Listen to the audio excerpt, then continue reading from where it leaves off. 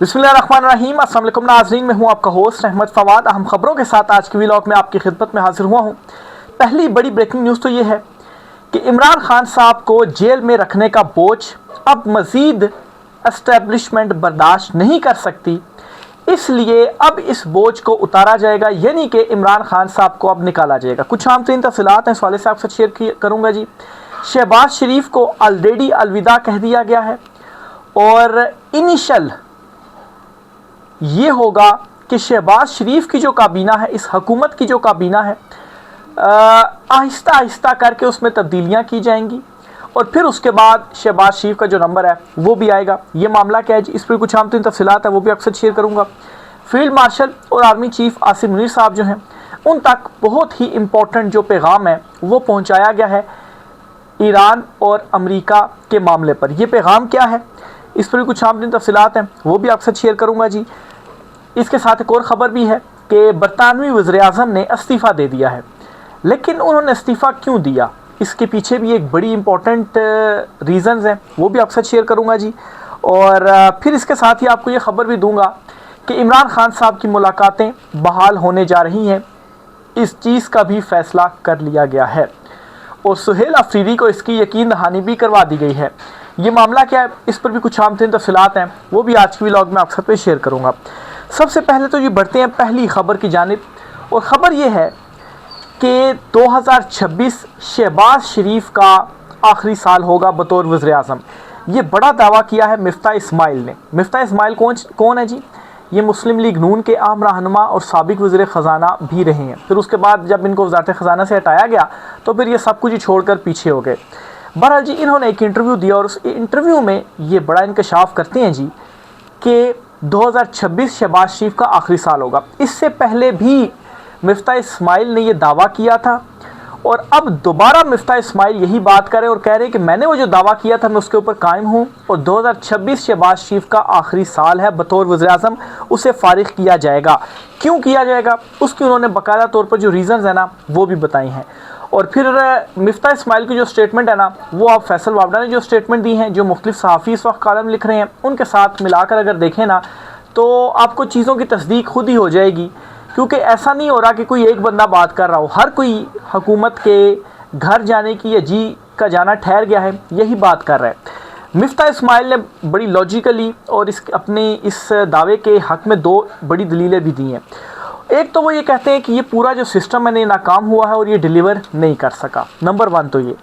अच्छा, अब वो आगे चलकर ये कहते हैं कि एस्टेब्लिशमेंट के ऊपर, ताकतवर हलकों के ऊपर इस वक्त दो बोझ हैं। पहला बोझ ये है कि इमरान खान साहब को उन्होंने जेल में रखा हुआ है और ये बोझ वो ज़्यादा देर तक अब बर्दाश्त नहीं करना चाहते, और दूसरा ये है कि ये हुकूमत डिलीवर नहीं कर सकी, इनके जो चेहरे हैं वो अब आवाम नहीं चाहती। दूसरा बड़ा बोझ इनके ऊपर ये है, क्योंकि ये तो अब आवाम के अंदर बन गया ना चीज़ कि ये हुकूमत वैसे ही खुद से नहीं आई है, ज़ाहिर सी बात है इनको लाया गया है। फॉर्म 47 फॉर्म 45 की सारी जो कहानी है वो खुल गई है, तो ज़ाहिर सी बात ये दूसरा बोझ है जो कि ये बर्दाश्त नहीं करना चाहते। तो एक तो ये दो बोझ हैं और ये पूरा जो निज़ाम है ना ये डिलीवर नहीं कर सका। तो एक निज़ाम डिलीवर नहीं कर सका तो वो चलेगा कैसे, और निज़ाम नहीं चल रहा, ऊपर से आप जो बोझ है वो बर्दाश्त कर रहे हैं, तो कब तक आप इस बोझ को बर्दाश्त करेंगे।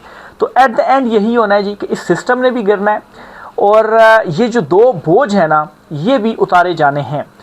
दूसरी तरफ सुहेल अफरीदी को ये यकीन दहानी करवा दी गई है कि इमरान खान साहब से मुलाकातें बहाल करने का हमने फ़ैसला कर लिया है।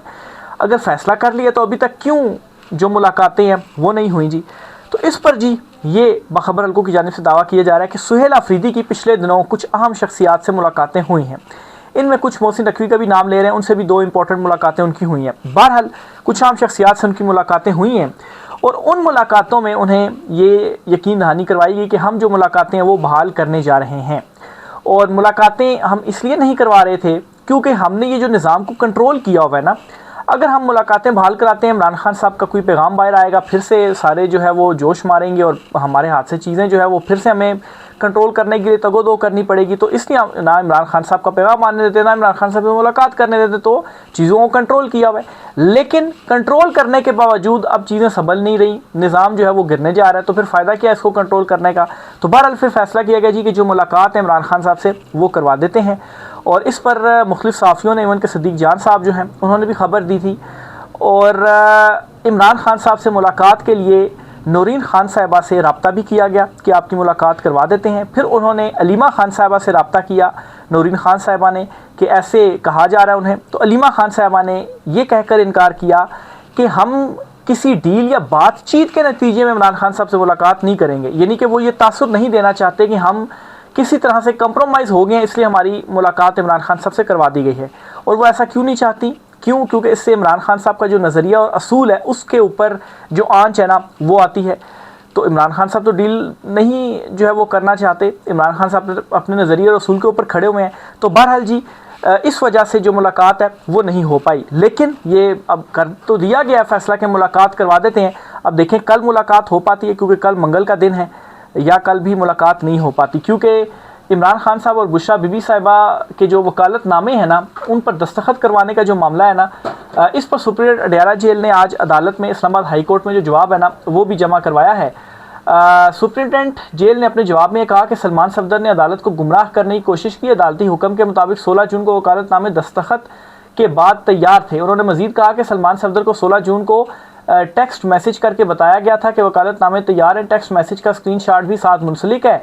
सुप्रीडेंट ने कहा जी कि जानबूझकर 18 जून समाज से कबल वकालतनामे हासिल नहीं किए। 190 मिलियन पाउंड केस में वकालतनामों पर दस्तखत करवा देने के केस में ये जो जवाब है जी वो सुप्रीडेंट की जानिब से जमा करवाया गया है। बहरहाल जी पहले तो जवाब ही नहीं आ रहे थे, मुलाकातें नहीं होती, अब एटलीस्ट जो जवाब है ना वो तो जमा करवा दिया सुप्रीडेंट साहब ने।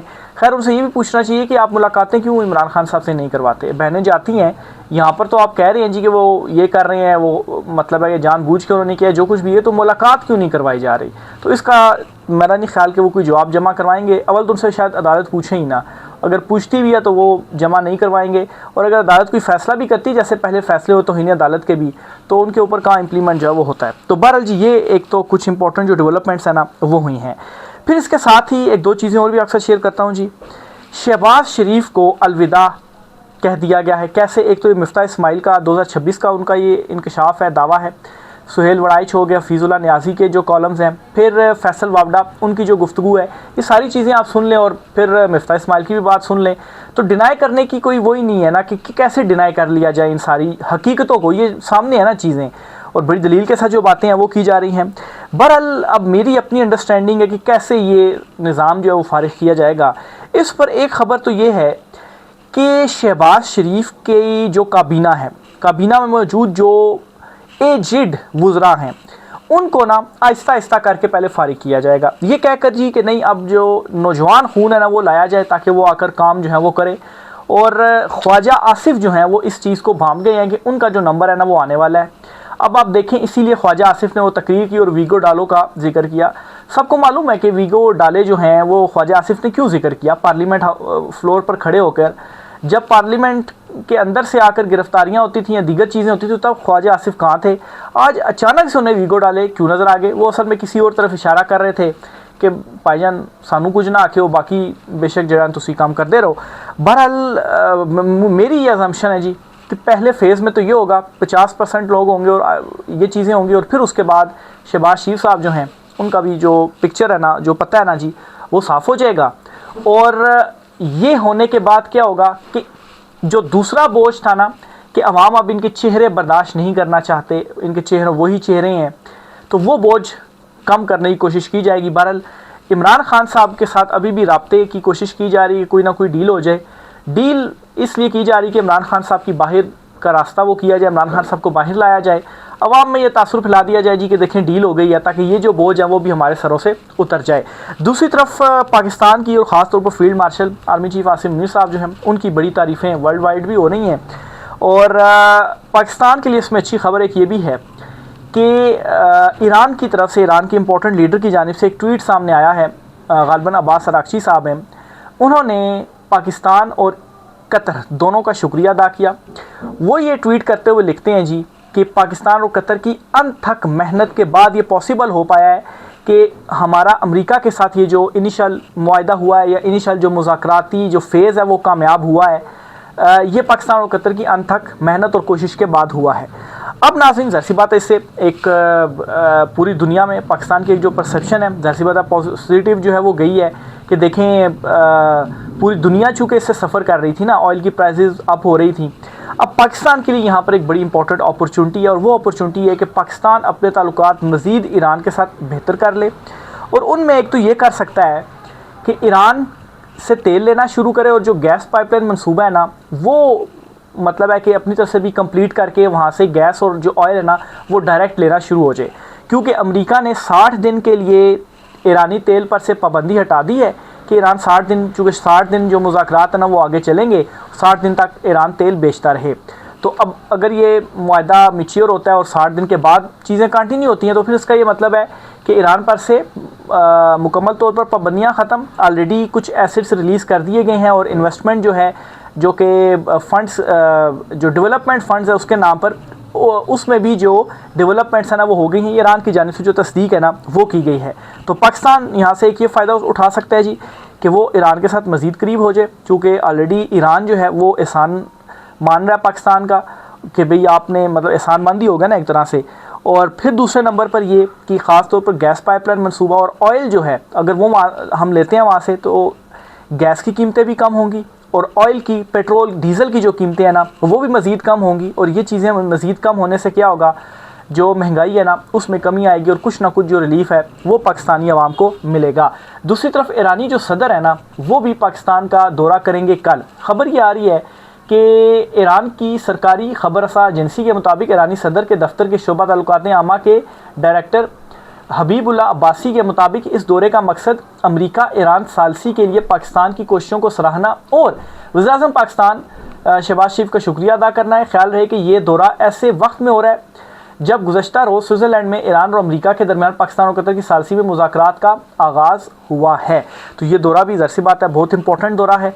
और ऑलरेडी मतलब है कि इस्लामाबाद में जो बैनर्स वगैरह हैं या आप कहें कि वो जो झंडे वगैरह ईरान पाकिस्तान के वो लगा दिए गए हैं। बहुत सारी जो जगहें हैं चौक्स वगैरह वो भी अनाउंसमेंट आ गई है कल इतने बजे से लेकर इतने बजे तक बंद रहेंगे क्योंकि ईरानी प्रेसिडेंट जो है वो दौरा कर रहे हैं। अच्छा, आगे चलते हुए एक दो ख़बरें और भी हैं वो भी आप सब में शेयर करता चलूँ कि बरतानवी जो वज़ीर-ए-आज़म है उन्होंने आज इस्तीफ़ा दे दिया है। उन्होंने क्यों इस्तीफ़ा दिया जी, एक पार्टी का दबाव था और दूसरा अवामी दबाव था। अब देखें ना, मतलब एक जमहूरी जो कंट्री है उसमें क्या होता है, कोई शोर शराबा, कोई हल्ला गुल्ला, कोई कुछ भी नहीं हुआ और सिर्फ पार्टी का और अवामी दबाव उनके ऊपर आया और वो इस्तीफ़ा देकर घर चले गए। यहाँ पर तो मतलब फॉर्म 45 फॉर्म 47 की हुकूमतें बन जाती हैं। मतलब है लोग चेहरा नहीं देखते इनका, देखना चाहते हैं इनका, दिलों में नफ़रत बैठ गई और स्टिल बैठे हुए हैं अपनी कुर्सियों के ऊपर। कोई इनको जो फ़र्क है ना वो नहीं पड़ता। महारंग बलोच के हवाले से खबर सामने आई है कि उन्हें उम्र कैद की जो सज़ा है ना वो सुना दी गई है। खबर यह है कि बलोच यकजहती कमेटी की रहनुमा महारंग बलोच और एक और इनके साथ थे हैं, इनको उम्र कैद की जो सज़ा है ना वो सुना दी गई है। दो लोगों को, ये ज़फ़क़तुल्लाह गालिबन इनका नाम है, इनको उम्र कैद की जो सज़ा है जी वो सुनाई गई है। इंसदाद दहशतगर्दी अदालत ने बलोचिस्तान की जो इंसदाद दहशतगर्दी अदालत है उसने ये सज़ा सुनाई है। ये सज़ा गवादर में एक सिक्योरिटी एहलकार के कत्ल के केस में सुनाई गई है। दोनों को डिस्ट्रिक्ट जेल कोयटा में ऑनलाइन जो ट्रायल है ना वो हुआ था और फिर उसके बाद ये जो सज़ा है ना वो सुनाई गई है। आगे चलते हुए जी एक नई हुकूमत का क़याम हुआ है और ये नई हुकूमत बनी है जीबी में। आपको बताया था कि पीपल्स पार्टी का वज़ीर आला बनेगा, उनका फ़ाइनल हो गया वज़ीर आला। तो खबर यह है जीबी असेंबली में पीपल्स पार्टी, नून लीग और आईपीपी में इत्तेहाद, स्पीकर और डिप्टी स्पीकर बिला मुकाबला मुंतखब। ज़ाहिर सी बात है अब इनमें इत्तेहाद हो गया तो पीछे रह कौन गया है, क्योंकि 30 में से 13 पीपी की थी, 9 जो हैं वो हो गई नून लीग की, तो 13 और 9 22 हो गए और 6 जो है वो आईपीपी की थी, तो 28 लोग तो यही बन जाते हैं। तो ज़ाहिर सी बात है इन्होंने ही फिर मिलकर जो हुकूमत है वो बनानी है। और बिला मुकाबला इसलिए हुए हैं कि पहले से ही तय था अच्छा ये फ़लाना मेरा आ जाएगा, फ़लाना मेरा आ जाएगा, सीएम जो है वो हमारा आएगा। पीपल्स पार्टी का था जी कि उनको जो हुकूमत है ना वो जीबी की देनी है। तो इनमें जी पीपल्स पार्टी, नून लीग और इस्तेकाम पाकिस्तान पार्टी के दरमियान इत्तेहाद हो गया है जी। तीनों पार्टियों की हिमायत से स्पीकर और डिप्टी स्पीकर बिला मुकाबला मुंतखब हुए हैं। स्पीकर नज़ीर अहमद के मुताबिक पीपल्स पार्टी के इमरान नदीम बिला मुकाबला नए स्पीकर GB असम्बली मुंतखब हो गए हैं, जबकि नून लीग के किफ़ायतुर रहमान एडवोकेट बिला मुकाबला डिप्टी स्पीकर मुंतखब हुए हैं। MWM और PTI हिमायत याफ्ता उम्मीदवारों ने स्पीकर और डिप्टी स्पीकर के इंतखाबी अमल में हिस्सा नहीं लिया। साबिक स्पीकर नज़ीर अहमद ने नौ मुंतखब स्पीकर इमरान नदीम से ओहदे का हल्फ लिया। हल्फ बर्दारी के बाद साबिक स्पीकर ने नशिस्त नए स्पीकर के सुपुर्द कर दी। ज़राए का कहना है कि GB के वज़ीर आला का इंतखाब भी मिला मुकाबला होने का इम्कान है। ज़ाहिर सी बात है, इत्तेहाद जी हो गया, आपस में तय करेंगे चीज़ें, और जो है वो नया जो वज़ीर आला है वो पीपल्स पार्टी का ये तय हो चुका। पीपल्स पार्टी अपने वज़ीर आला का नाम भी दे चुकी है। नून लीग के बाद इस्तेकाम पाकिस्तान पार्टी ने भी गिलगित बल्तिस्तान में हुकूमत साजी में पीपल्स पार्टी के साथ देने का फैसला किया। इससे कबल बिलावल जरदारी ने सदर IPP अब्दुल अलीम खान से टेलीफोनिक रब्ता किया और GB में मिलकर हुकूमत बनाने की दावत दी। और देखें ना कैसे उन्होंने उनसे रब्ता किया और कि जी हम मिलकर हुकूमत बनाते हैं, और वो भी बड़ी जल्दी मान गए और फिर सारों ने हंसी खुशी जो हुकूमत है ना वो बना ली है। तो ज़ाहिर सी बात है, सब कुछ पहले से तय था, एक फॉर्मली जो है वो बस चीज़ें होनी थी, प्रोसीजर जो है फॉर्मली एक होना था वो हो गया, और उसके बाद जो है वो फिर ऑफ़र भी कबूल हो गया और सारा कुछ भी हो गया। सदर IPP अब्दुल अलीम खान का कहना था कि बिलावल जरदारी से खुशगवार और मुस्बत बातचीत हुई है, गिलगित बल्तिस्तान में वज़ीर आला और स्पीकर के इंतखाब के लिए साथ देंगे, और बहरहाल फिर साथ दिया गया, और बिल आखिर इनके जो स्पीकर वगैरह हैं जी वो मुंतखब कर लिए गए हैं। अच्छा, एक और ख़बर भी आपको देता चलूँ, दुनिया के लिए अच्छी खबर है कि जो पाबंदियाँ अमेरिका ने हटाई हैं ना ईरान से, तो अब नया हरमुज़ से तेल बरदार जहाज़ों की आमदोरफ्त में नुमाया इजाफा रिपोर्ट किया जा रहा है, जो आलमी तवानाई मार्केट में मुमकिन तब्दीलियों की निशानदेही कर रहा है। अच्छा, एक बात है ना कि पहले ईरानी तेल के ऊपर पाबंदियाँ थी ना, तो ये जो पाबंदियाँ हटी हैं ना, इससे मज़ीद असर ये पड़ेगा कि जो आलमी मार्केट में तेल की प्राइसेस है ना वो मज़ीद कम होंगी। इस जंग से पहले ना गालबन कोई $75 फ़ी बैरल कीमत थी आलमी मंडी में ऑयल की, और अभी जो है जो कुछ दिन पहले रिपोर्ट हुई हैं जी वो $73 फ़ी बैरल जो कीमतें हैं ना वो रिपोर्ट हुई हैं। तो अभी ये जो हो रही हैं, मतलब है कि आलमी मतलब है कि अपना हरमुज़ से मुसलसल जहाज़ गुजर रहे हैं, ईरान पर से पाबंदियाँ हटी हैं, तो ऐसा महसूस होता है कि ये मज़ीद नीचे आएगी। हो सकता है $60 फ़ी बैरल से भी जो कीमतें हैं ना वो मज़ीद नीचे गिर जाएँ। बहरहाल अगर गिरती हैं तो पूरी दुनिया के लिए अच्छा होगा, सारी दुनिया की जो माशरतें हैं उनके लिए अच्छा होगा। राय का सार कीजिएगा। आज की व्लॉग से इतना ही, इजाज़त दीजिए, अल्लाह हाफ़िज़।